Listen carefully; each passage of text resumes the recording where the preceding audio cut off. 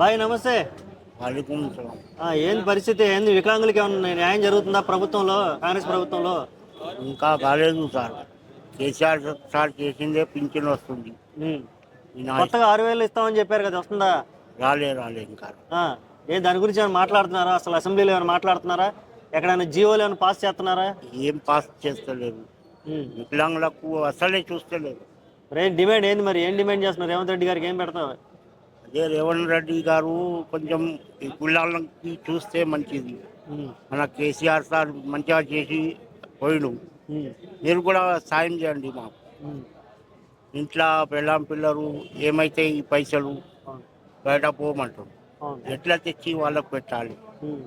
మనకు ఇదే ఇబ్బంది. ఉమ్. మీకేం వెహికల్స్ ఏమి ఇవ్వట్లేదా ఇప్పుడు? వైకల్ గీకల్ ఏమి ఇవ్వలేదు. వెహికల్స్ ఏమి ఇవ్వట్లేదు. ఏమి ఇవ్వలేదు. పోయిన ఉద్యోగాలు ఏమన్నా ఇస్తే మంచిదంటావా? ఉద్యోగాలు ఇస్తే మనకు బాగుంటుంది. భార్య పిల్లలు సుఖపడతారు. అవును.